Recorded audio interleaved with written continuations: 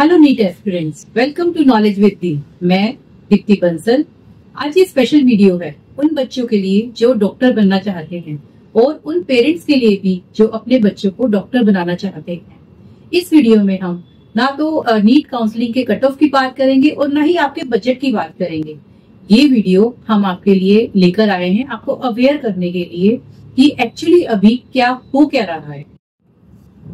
अभी जो नीट की काउंसलिंग का रिजल्ट आया है उसमें जो कट ऑफ है वो अनएक्सपेक्टेडली हाई जा रही है। तो पेरेंट्स इस बात के लिए सोच रहे हैं कि क्या हमारे बच्चे को एमबीबीएस की सीट मिल पाएगी या नहीं, ये सोचने की बात है। उसके साथ साथ एक और क्वेश्चन जो है वो सबके सामने आ रहा है। कुछ बच्चे बोल रहे हैं कि हमारे पास एक फोन कॉल आ रहा है और उधर से कोई बोल रहा है कि हम आपके बच्चे को जो है वो जीएमसी गवर्नमेंट मेडिकल कॉलेज में सीट दिलवा देंगे। फ्रीडम फाइटर का जो कोटा होता है वो कन्वर्ट हो जाएगा और आपको गवर्नमेंट मेडिकल कॉलेज में सीट मिल जाएगी स्ट्रे वैकेंसी राउंड में। तो ये तो अच्छी बात है और कन्वर्जन भी होता है, ये ऑफिशियल डेटा है। तो आप कहोगे ये तो सही बात है। देखो फोन पर वो क्या बोल रहे हैं, वो कह रहे हैं कि हमें आप 30 लाख रुपए दे दीजिए। 30 लाख किसको देने हैं वो 30 लाख? क्या गवर्नमेंट मांग रही है वो 30 लाख? अगर गवर्नमेंट डिमांड कर रही है इस 30 लाख का तो गवर्नमेंट ने पहले क्यों नहीं बताया? अगर गवर्नमेंट ने पहले बताया होता फिर तो वो बच्चे भी दे देते 30 लाख रुपए जो जस्ट नियर थे अपनी कट ऑफ के और जो पैसे दे सकते थे। तो ऐसा तो नहीं है कि गवर्नमेंट 30 लाख की डिमांड कर रही है। तो ये एक स्कैम है, ये फ्रॉड है।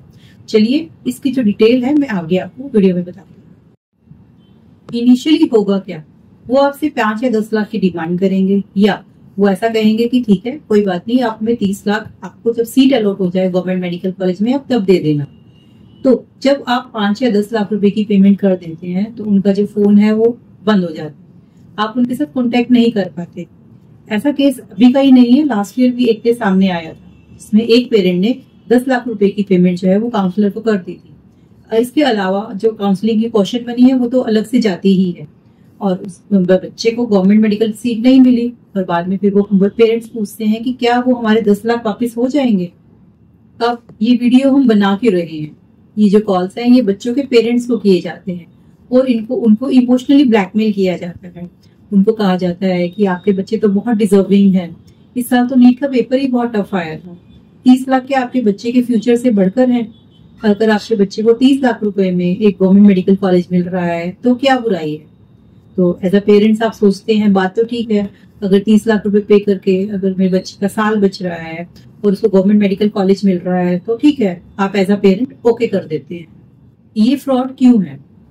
क्योंकि कभी भी एमबीबीएस की जो काउंसलिंग होती है उसके लिए आपको एमसीसी काउंसलिंग में या स्टेट काउंसलिंग में पार्टिसिपेट करना पड़ता है। उसके बाद ही आपको जो है वो एमबीबीएस की सीट अलॉट होती है। जैसे अगर कोई भी ये बोलता है आपको कि मैं आपको सीट दिलवा दूंगा एमबीबीएस की, तो वो गलत बोल रहा है, ये फ्रॉड है। गवर्नमेंट जब आपकी जो राउंड कंप्लीट होता है, हर राउंड की कंप्लीट होने के बाद एक लिस्ट जारी करती है जिसमें वो लिखती बताती है आपको कि कितनी सीट्स वेकेंट रह गई हैं और कितनी सीट फिल हो गई हैं। उसके बाद आप एनालिसिस करके ये देख सकते हो कि कौन से कोटा की सीट बची हैं, कौन से कोटा की कन्वर्ट हो गई हैं, ये सारी डिटेल आप एनालिसिस कर सकते हो।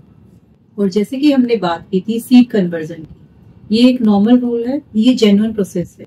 जैसे हम एक एग्जांपल लेते हैं फ्रीडम फाइटर का। मान लो एससी कोटा में फ्रीडम फाइटर की एक सीट वेकेंट रह गई और कोई भी और बच्चा नहीं है इस कैटेगरी से रिलेटेड और किसी ने एनरोल भी नहीं किया नहीं, तो वो सीट कन्वर्ट होकर एससी की सीट बन जाएगी। और अगर एससी में कोई बच्चा आएगा एससी का तो उसको सीट अलॉट हो जाएगी। लेकिन अगर एससी कैटेगरी में भी कोई बच्चा नहीं मिलता तो ये सीट अनरिजर्व कैटेगरी के लिए ब्लॉक हो जाएगी। जब अनरिजर्व कैटेगरी के लिए ये सीट ब्लॉक हो गई तो जो भी बच्चा नेक्स्ट आ रहा है रैंक में तो उसको अप्लाई कर देगा, क्योंकि ये सारा का सारा जो लिस्ट है सीट वैकेंसी की, कन्वर्जन की, ये सब ऑनलाइन मिल जाती है। तो आप ऐसे की सोचते हो कि आपका जो है वो सीट मिल जाएगी कम नंबर आने पर भी। तो लेकिन कुछ पेरेंट्स सोचते हैं कि ठीक है इस साल पेपर टफ आया था तो हो सकता है कि बहुत से बच्चे ड्रॉप ले रहे हो और हमारे बच्चे का नंबर आ जाए।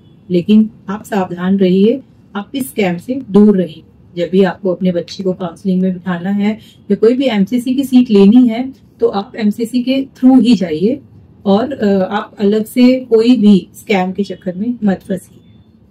आई होप ये वीडियो आपके लिए यूजफुल रही होगी। अगर आपके कोई भी अभी क्वेश्चंस हैं तो आप कमेंट बॉक्स में पूछ सकते हैं। और हो सकता है आपने हमारे चैनल को सब्सक्राइब कर लिया हो, अगर अभी तक नहीं किया है तो प्लीज सब्सक्राइब कर लीजिए और बेल आइकन को प्रेस कर दीजिए ताकि कोई भी नई वीडियो या कोई भी अपडेट आपसे छूट न जाए।